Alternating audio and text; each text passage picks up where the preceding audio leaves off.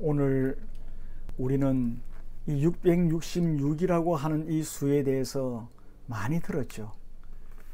많은 사람들이 관심을 가지고 있는 666이란 과연 무엇인가?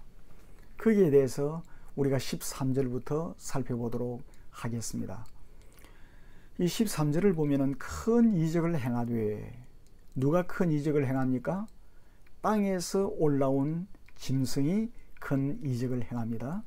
큰 이적을 행하되 심지어 사람들 앞에서 불이 하늘로부터 땅에 내려오게 하고, 그렇게 말씀을 하고 있습니다.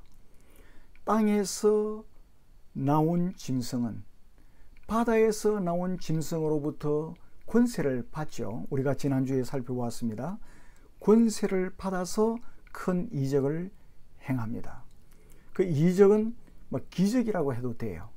그 기적을 행하는 것이죠.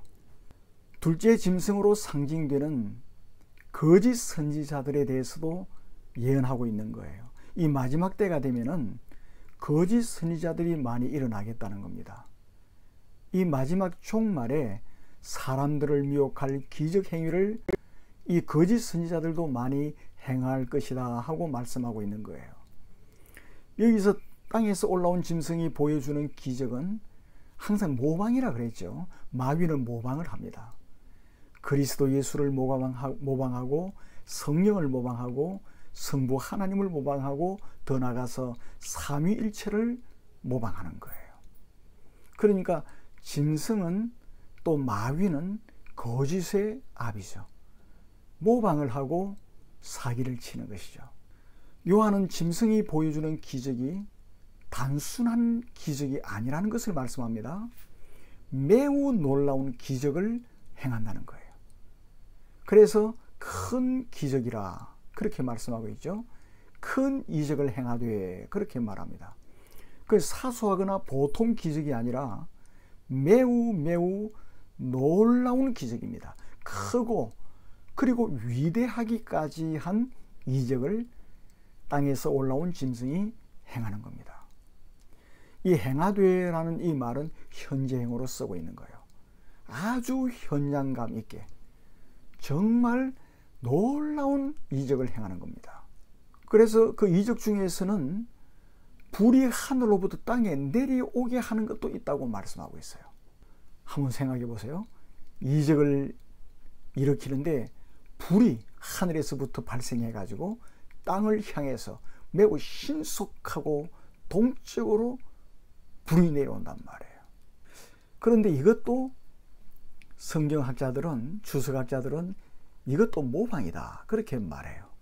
갈멜산에서 엘리야가 바알 숭배자들과 대결을 할 때 하늘에서 불이 내려왔죠. 여호와 하나님만이 참 신이심을 확증했죠. 거기에 대한 모방인 거예요. 그래서 짐승은 하나님의 위력을 상징하는 이러한 불로서 자신이 위대한 선지자라는 사실을 사람들 앞에 과시하는데, 그것은 거짓인 것이죠. 땅에서 나온 두 뿔을 가진 짐승의 이러한 기적은 엘리야의 사역을 계승한 두 정인의 입에서 불을 토하여 원수를 소멸하는 것을 모방하고 있는 거예요. 우리가 14절을 보도록 하십시다. 14절을 보면은 짐승 앞에서 받은 바 이적을 행함으로 땅에 거하는 자들을 미혹하여, 왜 이적을 행합니까? 미혹하기 위해서 이적을 행합니다. 누구를? 사람들을, 땅에 살고 있는 사람들을 미혹하기 위해서 이적을 행하는 것이죠. 땅에 거하는 자들에게 이르기를 칼에 상하였다가 살아난 짐승을 위하여 우상을 만들라 하더라. 그 이적을 엄청난 큰 위대한 것처럼 보이는 이적을 행하고 나서 결국은 무엇을 만듭니까? 우상을 만들라는 거예요. 그 땅에서 나온 짐승은 바다에서 나온 짐승에 대한 제사장, 선지자 노릇을 하는 것이죠. 그래서 바다에서 나온 짐승 앞에서 받은 이적을 행함으로 땅에 거하는 사람들을 미혹을 하는 거예요. 그 땅에서 올라온 그 짐승은 자기의 것이 아니고 바다에서 올라온 짐승의 능력을 받아서 이 모든 것을 행하는 것입니다. 그래서 짐승 앞에서 그렇게 말하고 있죠. 짐승 앞에서. 그 바다에서 올라온 그 짐승 앞에서 이 모든 일들을 행하는 것인데, 두 증인이, 우리가 계시록 11장 4절을 보면은 두 증인이 주님 앞에 서 있단 말이죠. 이것을 또 모방하고 있는 거예요. 두 증인이 주님 앞에 서 있는 것처럼 이 땅에서 올라온 짐승은 누구 앞에 서 있는 겁니까? 바다에서 올라온 짐승 앞에 서서 이러한 이적을 행한다 하는 것이죠. 그러니까 사람들이 구별하기가 힘들도록 정말 이 짐승이 하나님의 참된 종인 것처럼 보이도록 만드는 거죠. 그래서 분별하기가 쉽지 않다는 겁니다. 땅에서 올라온 짐승, 원문에는 그 짐승 앞에 정관사가 붙어 있어요. 그 짐승 앞에 서 있다. 그래, 그 짐승은 누구라고요? 바다에서 올라온 짐승 앞에 땅에서 올라온 짐승이 서서 이 엄청나게 인간들이 볼 때는 위대하게 보이는 이적을 행하는 거예요. 그래서 두 증인이 마치 예수님 앞에서 모든 일을 행하는 것처럼 사람들을 속이는 것이죠. 불신자들은 말할 것도 없고 예수를 믿는다고 하는 사람들까지도 속이기 위해서 그렇게 하는 거예요. 그리고 이 받은이라는 말에서도 땅에서 올라온 짐승은 바다에서 올라온 짐승에게 종속되었다는 것을 알 수가 있습니다. 이 받은이라고 하는 이 말은 건네다라는 말에 수동태입니다. 그러니까 바다에서 올라온 짐승으로부터 땅에서 올라온 짐승에게 모든 능력이 건네졌다, 주어졌다 하는 말이죠. 바다에서 나온 그 짐승의 권능을 받아가지고 땅에서 올라온 짐승이 이적을 행하고 있다는 겁니다. 그리고 이적이라는 말 앞에도 원문을 보면 정관사가 붙어 있어요. 큰 이적을 행하더라, 그렇게 말하고 있는 것이죠. 그러나 이 이적 역시 바다에서 나온 짐승이 그에게 준 것이다. 그러니까 거짓 선지자들이 엄청난 이적을 행하고 많은 일들을 하는데 그것은 누구로부터 받은 것입니까? 마귀로부터 받은 것이죠. 마귀로부터 받아서 하나님의 이름으로 사람들을 미혹시킨다는 것이죠. 이 미혹하며라는 이 미혹이라는 이 말은 길을 잃다, 헤매다라는 말이에요. 현재행으로 쓰고 있습니다. 그러니까 거짓 선지자, 땅에서 올라온 짐승은 수많은 사람들이 길을 잃게 만드는 겁니다. 헤매도록 만드는 거예요. 언제 그렇습니까? 주님 오시는 그 순간까지 이렇게 할 거예요. 그래서 땅에 사는 수많은 사람들의 귀와 눈이 멀게 만드는 거예요. 눈이 흐릿해지고 귀가 올바른 것을 분별하지 못하도록 만든다, 그 말이죠. 누가 그렇게 하는 겁니까? 땅에서 올라온 짐승, 다른 말로 하면은 거짓 선지자들이 그렇게 할 것이라는 겁니다. 이제 이적을 행한 목적이 뭐죠? 엄청난 이적을 행하고 나서 사람들에게 막 독려를 하는데, 땅에서 올라온 짐승이 우상을 만들게 한단 말이죠. 그 우상은 어떤 우상이죠? 칼에 상하였다가 살아난 짐승을 위하여 우상을 만들라 그러죠. 칼에 상하였다가 살아난 짐승이 누굽니까? 바다에서 올라온 짐승이죠. 그 14절에 보니까 이러기를이라는 말이 나오는데, 땅에서 나온 짐승이 바다에서 올라온 짐승의 우상을 만들려고 계속해서 이야기를 하는 거예요. 모든 매스컴을 동원하고 모든 신문을 동원하고 모든 사람들을 동원해서 계속적으로 이야기를 하는 거예요. 이걸 다른 말로 하면 뭡니까? 세뇌를 시킨다는 것이죠. 그 사람들에게 한 번 하고 두 번 하고 아침에도 하고 시간마다 뉴스 나올 때마다 이야기를 하는 겁니다. 그러니까 수많은 사람들이 계속해서 이야기를 듣고, 아, 이것은 꼭 필요한가 보다, 이렇게 인식을 하도록 만든다는 거죠. 계속 이야기하는 거예요. 뭐 텔레비전 이 방송 틀어도 저 방송 틀어도 이 신문을 봐도 저 신문을 봐도, 그리고 또 핸드폰을 통해서 인터넷을 봐도 온통 이 이야기뿐입니다. 바다에서 올라온, 죽었다 칼에 상하였다가 다시 살아난 그 짐승을 위해서 우상을 만드는 것이 얼마나 영광스럽고 존귀하고 귀한 일인지 모른다. 계속 이야기를 해서 사람들이 그냥 거기에 세뇌가 되도록 만든다는 그런 이야기입니다. 그런데 땅에서 나온 짐승이 바다에서 나온 짐승을 이야기를 할 때 뭐라고 말합니까? 칼에 상하였다가 살아난 짐승이라고 소개하죠. 칼에 의해서 치명적인 상처를 입었어요. 그런데 그것이 회복이 됐단 말이에요. 그걸 부각시키는 거예요. 그럼 이것은 무엇을 모방한 겁니까? 그리스도 예수께서 십자가에서 죽으셨다가 부활하신 그것을 모방한 거예요. 마치 바다에서 올라온 그 짐승이 구세주인 것처럼 그렇게 사람들을 속인다 그 말이죠. 그러니까 정신을 차리지 못하면은 이 분별하기가 힘들어요. 예수 믿는 사람들도 썩혀 넘어가기가 십상이란 말이에요. 그 땅에서 나온 짐승이 바다에서 나온 짐승의 우상을 만들라고 명령한 것은 땅에 거하는 사람들이 종교적 숭배의 대상으로 누구를?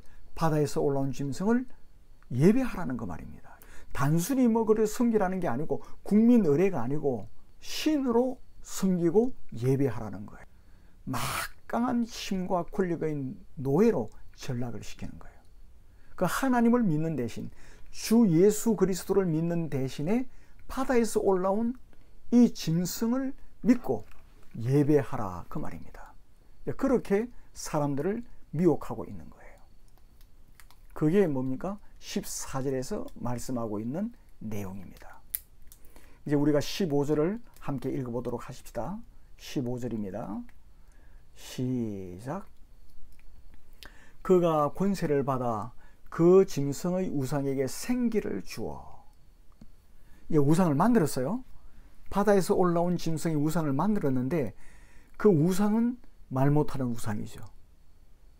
그 우상에게 땅에서 올라온 짐승이 생기를 불어넣는 겁니다. 어디서 많이 본 거죠? 생기를 불어넣어서 그 짐승의 우상으로 말을 하게 하는 거예요. 그리고 또 한 가지가 있습니다. 짐승의 우상에게 경배하지 아니하는 자는 몇이든지 다 죽이게 하더라. 끔찍한 예언의 말씀을 하고 있는 거예요. 그 15절에 보니까 그가 권세를 받아 그렇게 말하고 있죠. 그 땅에서 나온 짐승은 바다에서 나온 짐승의 권세를 받았습니다. 받아가지고 바다에서 올라온 짐승의 그 권세를 가지고 우상에게 생기를 불어넣는 겁니다. 그래 놓으니까 이 우상이 말을 하는 거예요. 그 생기를 불어넣었다는 것은 어디에 나옵니까? 창세기에 나오잖아요. 우리 하나님께서 흙으로 우리 인간을 빚어 만드시고 그 코에다가 생기를 불어넣으셨죠. 그랬더니 사람이 생명이 된지라. 창세기 2장 7절에서 말씀하고 있죠. 계시록 11장 11절에서는 두 증인이 하나님께로부터 생기가 들어가 발로 일어섰죠. 이걸 또 그대로 모방하고 있는 거예요. 그런 의미에서 적 그리스도의 제사장이 우상에게 생기를 주는 행위는 창조주 하나님을 향한 모독이에요. 하나님만 그런 일을 하는 게 아니고 나도 할 수 있다는 겁니다. 사탄도 할 수 있다는 거예요. 사람들을 미혹한다는 겁니다. 마귀가 하와를 미혹했듯이 너가 이 선악과를 먹으면 현명해져 가지고 하나님처럼 된다. 그렇게 속이잖아요.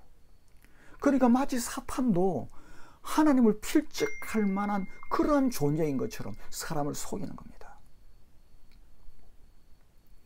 그러니까 사람들에게 온갖 사수를 사용해 가지고 자신이 생명의 창조자라도 되는 듯이 행동을 한단 말이에요. 하나님의 영광을 가로채는 거예요. 너무 불경간한 행위를 하고 있는 것이죠.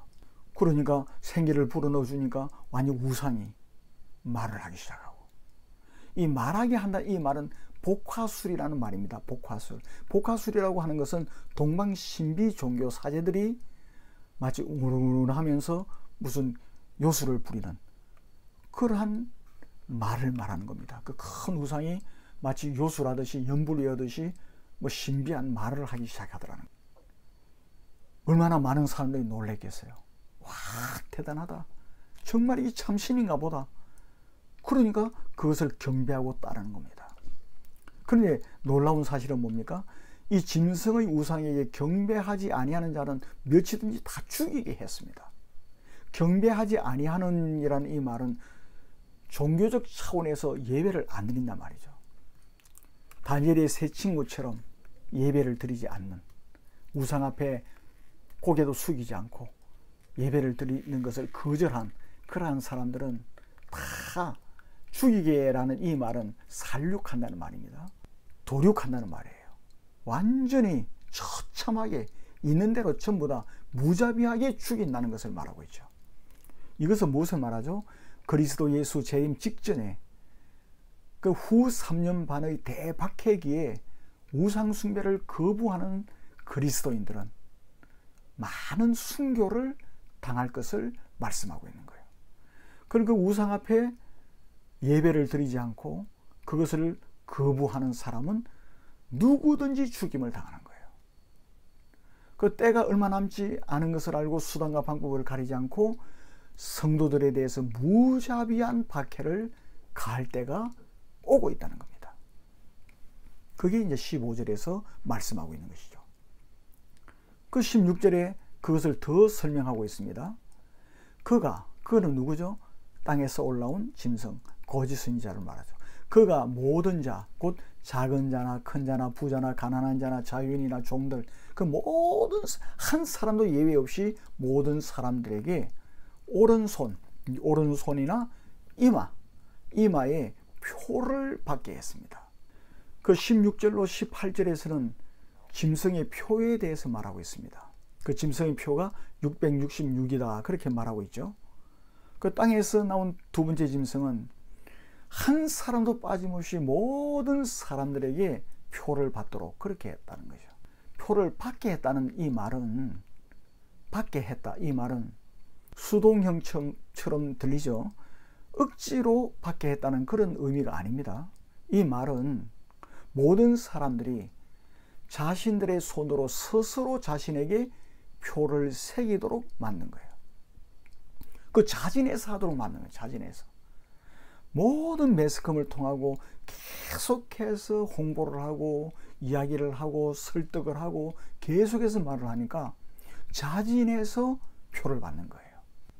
한 사람도 예외 없이 자진해서 그냥 표를 받으러 간다 그 말이에요. 인간 사회 전체가 그렇게 될 거라는 겁니다.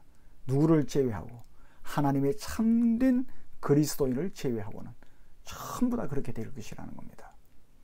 그 본문에서 말하는 이 표라고 하는 이 헬라 말은 카라그마라는 말입니다.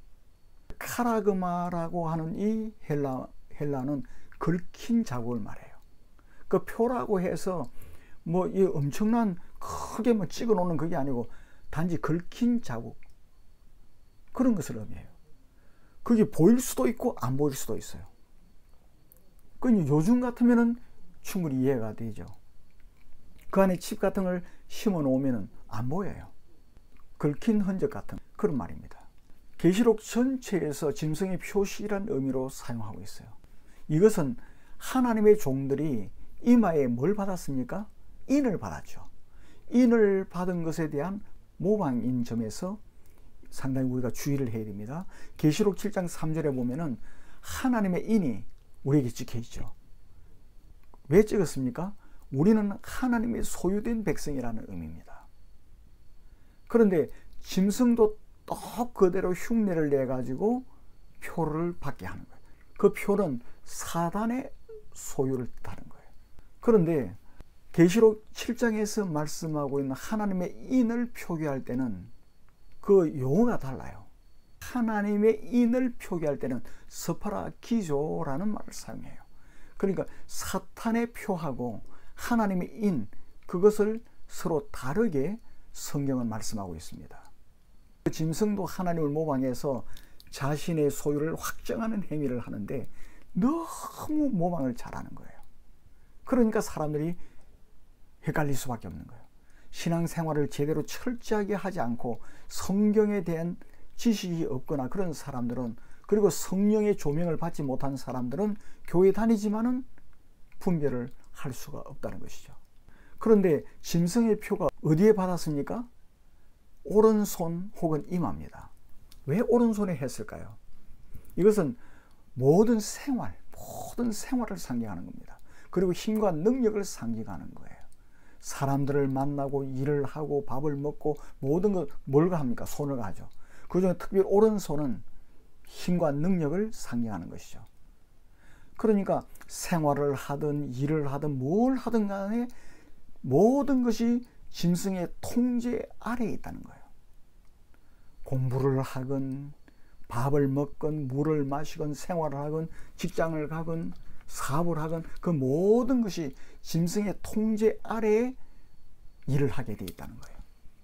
그 짐승의 통제 아래 벗어나서는 어떤 것도 할 수 없다는 그런 의미입니다. 그리고 이마에 또 맞았죠. 이마는 뭘 상징하죠? 사람의 인격을 상징하는 겁니다. 그러니까 전 인격적으로 모든 인격적으로 짐승이 지배를 하는 겁니다. 인격도 심령도 영혼까지도 짐승이 지배를 하는 거예요. 이건 더 나아가서 이제 국가가 인간의 모든 활동을 즉 그리스도의 통제 아래에 둔다는 의미도 됩니다. 그때는 이 국가도 사탄의 편이에요. 이 짐승 사탄이 국가의 왕도 앉히는 겁니다. 그래서 국가도 인간의 모든 활동을 즉 그리스도의 통제 아래에 두는 거예요. 그리고 대통령이나 이런 많은 장관들이나 이런 사람들이 실제로 즉 그리스도의 일을 하는 것이죠. 행정을 하고 그렇게 하는 겁니다.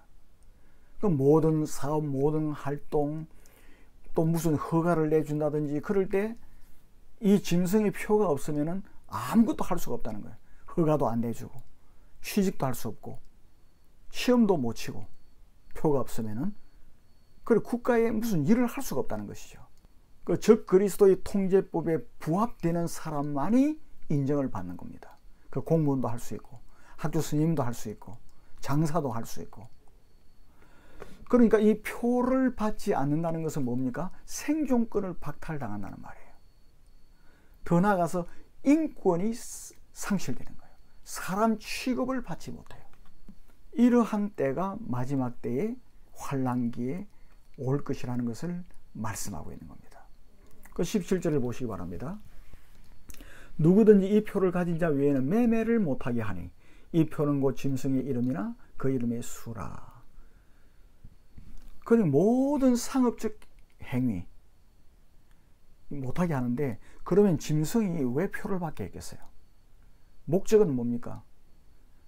돈줄을 쥐기 위해서입니다. 모든 사람들의 돈을 딱 자기 수하에 거머쥐기 위해서 그렇게 한다. 그 사고 파는 일체의 직장에 들어가서 월급을 받는 거 이런 것도 못하는 겁니다. 매매를 못하게 하니 일체의 상거래, 금전거래 이런 것을 할 수가 없다는 것이죠. 사도 요한이 살 때 로마 제국도 그런 일을 했다 그래요. 황제 숭배를 하는데 황제 숭배를 강화하기 위해서 경제 제재를 썼다는 겁니다. 그래서 황제 숭배를 하지 않는 사람은 사회 활동을 할 수 없도록 만들었다는 거죠. 이 말은 뭡니까? 장차 종말의 후 3년 반, 그 7년 대환란이 있죠. 그 후 3년 반에 있을 성도에 대한 박해를 보여주는 것입니다. 많은 사람들이 인간을 뭐라고 말하죠? 경제적 동물이라 말하잖아요. 경제와 인간은 뗄래야 뗄 수 없어요. 우리 먹어야 되지 않습니까? 양식도 돈 주고 사야 되잖아요. 그러니까 표가 없으면 아무것도 못하는 거예요. 이처럼 짐승은 조직적입니다.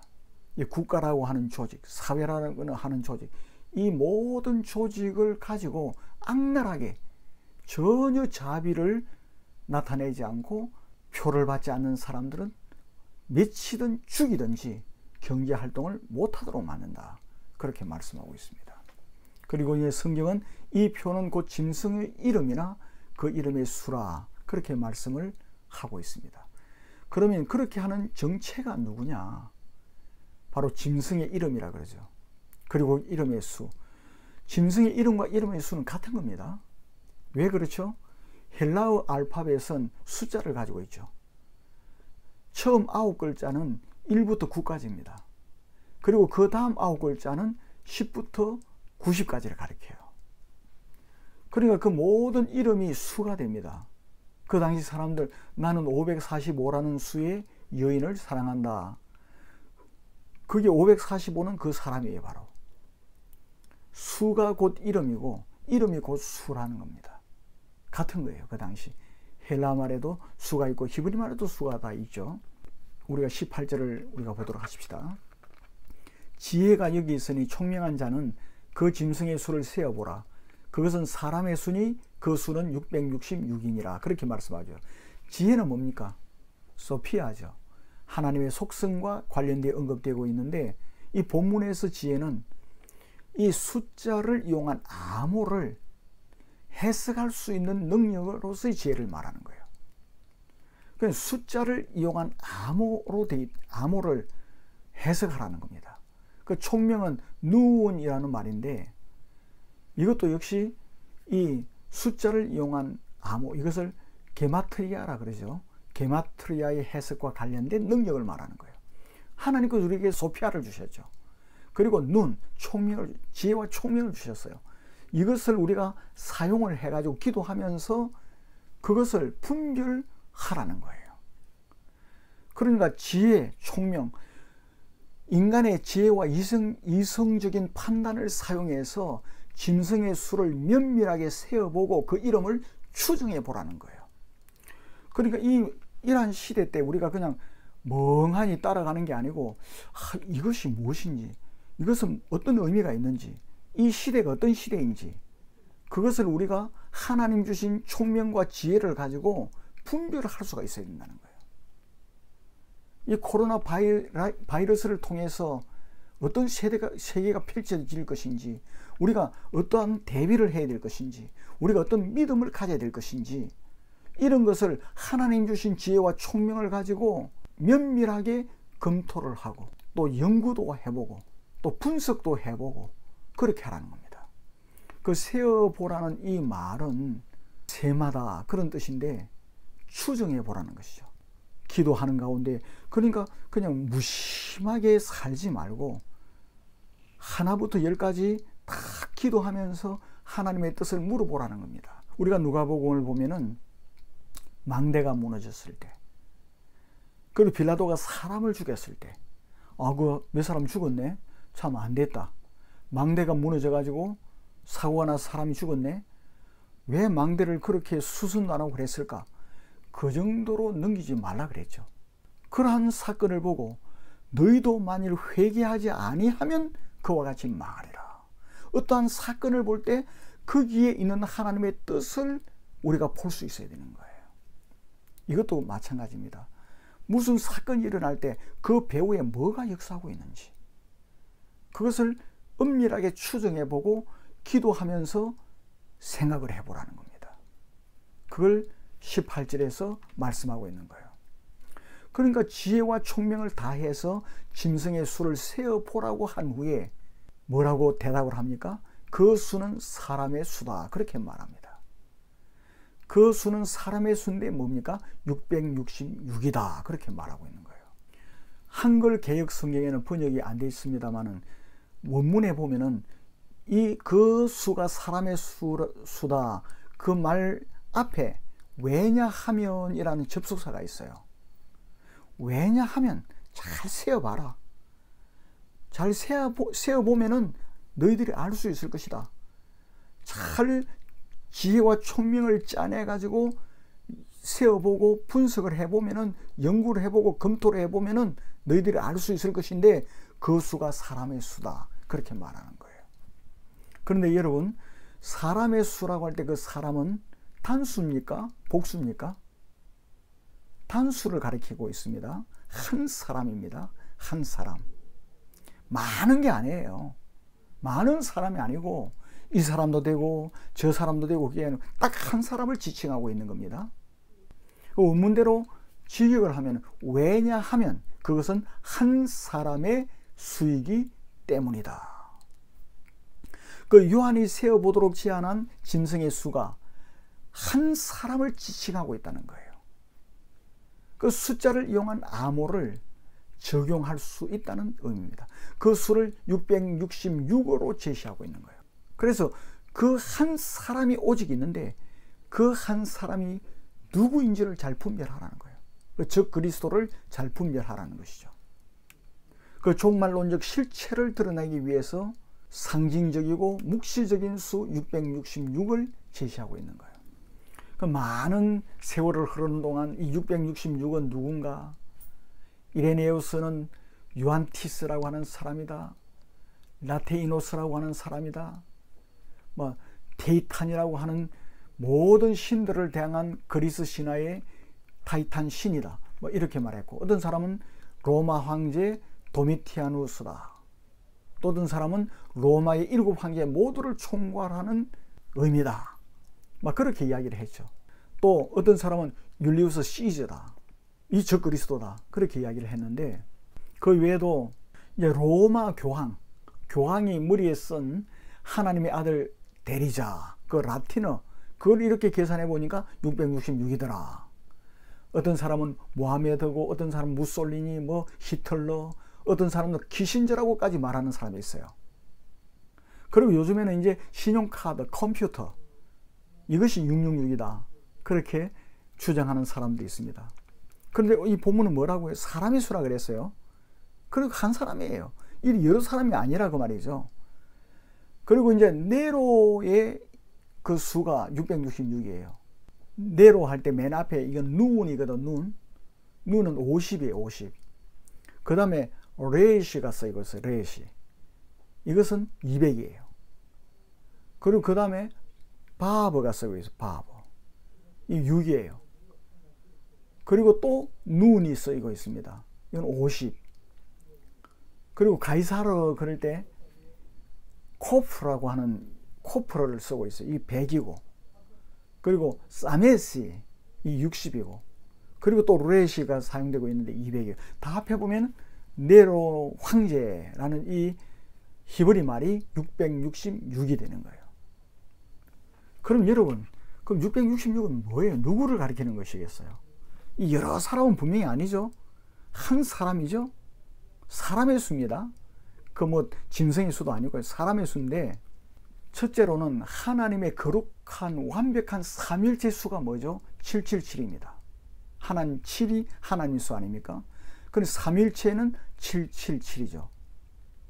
이것과 비교할 때 의미가 드러나는 겁니다. 이게 잘 들어야 됩니다. 666은 하나님의 수인 777과 비교해 볼 때 7은 완전과 충만을 상징하고 있습니다. 그 7에게는 가장 가까이 왔지만은 7은 아니에요. 그러니까 하나님의 미치지 못하는 미완성을 가리키는 것이고 실패를 상징하는 거예요. 그 6이 6번 중복된 것은 거듭 반복되는 실패, 영원한 실패를 말하고 있는 겁니다. 하나님의 거룩한 삼위일체에 대항하는 사탄적인 삼위일체라고도 볼 수가 있는 거예요. 성부, 성자, 성령. 그러니까 하나님이 777로 3위니까 777로 쓸 수 있잖아요. 마귀도 마찬가지예요. 용이 있죠. 용. 사탄이 있습니다. 그리고 바다에서 올라온 짐승이 있어요. 그리고 땅에서 올라온 짐승 셋이에요. 그러니까 이 사탄이니까 6이 3개예요. 666입니다. 그 성부 하나님과 성자 하나님과 성령 하나님에 대한 모방인 겁니다. 이게. 이 사탄의 사악한 삼위일체는 하나님의 거룩한 삼위일체를 또 모방하지만은 하나님의 완전, 하나님의 충만에는 이르지를 못하는 겁니다. 그리고 항상 실패해요. 항상 모자라요. 그 영원한 서울에 빠지고 영원한 지옥불에 나중에 감금될 겁니다. 그러니까 다시 말씀드리면 666은 특정한 개인이나 단체 사물을 지칭하기보다는 7년 대환란 후반기에 등장할 적 그리스도 실체를 말하고 있는 거예요. 그러니까 반드시 적 그리스도가 일어나겠다는 겁니다. 그래서 하나님을 모방하지만은 영원히 하나님에게 이르지 못해. 그래서 주 예수 그리스도를 믿지 않는 모든 사람들과 더불어서 불못에 빠뜨려지게 될 것이라는 겁니다. 그렇기 때문에 우리는 6이라는 숫자는 항상 상징수입니다. 7이 완성과 거룩, 그것에 가장 근접했으면서도 미완성, 그리고 부정, 그리고 더 나아가서는 완전에 도전하려는 세력, 이것을 상징하는 수가 뭐죠? 6입니다. 6이 3번 반복된 것은 사탄은 삼위 하나님을 모방하지만은 영원히 하나님께 이르지 못하고 영원히 그들은 하나님의 징벌을 받을 수밖에 없다는 것을 말씀하고 있는 거예요. 적그리스도는 분명 능력이 뛰어납니다. 인간과 비교할 수 없어요. 그렇지만 그러한 강력한 능력으로 성도를 비판하고 괴롭힙니다. 그럼 우리에겐 누가 있습니까? 하나님이 우리 아버지시고 성부, 성자, 성령님이 함께 하기 때문에 영원히 우리 그리스도인들도 이기지를 못해. 왜? 우리는 그리스도 예수의 신부이고 우리가 예수를 믿음으로 우리와 그리스도 예수는 한 몸을 입고 있어요. 우리는 예수 그리스도의 지체예요. 뗄래야 뗄 수가 없어. 우리의 머리는 예수님이에요. 유기체적으로 한 몸을 이루고 있기 때문에 하나님의 백성 성도를 이길 수가 없는 겁니다. 박해는 할 수 있어요. 이 육신을 죽일 수도 있어요. 그러나 우리의 영혼은 죽일 수가 없어요. 그리고 우리가 서로 이 땅에서 순교를 당했다 할지라도 주 예수 그리스도 다시 오실 그때에 우리는 다 영화로운 몸으로 부활될 거예요. 그러니까 이 죽음을 우리는 두려워하거나 무서워해서는 안 된다는 겁니다. 오히려 순교를 당할 때 그것은 더 영광스러운 것이죠. 그리스도 예수를 위해서 능력받고 고생하고 복음을 위해서 수고하고 나중에 주님 오시면 그게 다 영광스러운 땀이 되는 거예요. 아, 너가 나를 위해서 그렇게 고생했구나. 너가 복음을 전하기 위해서 그렇게 어려움을 당했구나. 박해를 당했구나. 그러다가 순교를 당했다. 그러면은 24장로와 같이 얼마나 영광스럽게 되는 겁니까? 이것을 생각하면서 우리는 적그리스도가 있고 용이 나오고 그리고 땅에 올라온 짐승이 아무리 박해를 한다 할지라도 우리는 바로 분별해서 오직 예수 그리스도를 섬기고 주만 섬기고 믿음을 지키고 그래서 승리하는 저와 여러분이 다 되기를 바랍니다. 절대로 외양에 속지 말아야 됩니다. 아, 기적을 베푸네. 와, 엄청나네. 예수 이름으로 한단 말이에요. 그게 속아서는 안 됩니다. 그래서 이 마지막 다가오면 올수록 우리는 더욱더 열심히 성경을 공부하고 기도하고 기도에 힘쓰고 그래 해야 돼요. 그렇게 함으로 우리는 주님 앞에 분명한 지식을 가지고 또 하나님 주신 지혜와 총명을 가지고 모든 사건이 일어날 때 유명하다는 사람이 일어날 때 면밀히 검토를 하고 그것을 직시를 하고 분별을 해서 미혹당하지 않고 우리가 넘어지지 않는 신앙을 굳게 지키고 주님 다시 오실 때 거룩한 신부로서 기뻐 뛰며 주님을 맞이할 수 있는 저와 여러분이 다 되기를 주님의 이름으로 축원합니다.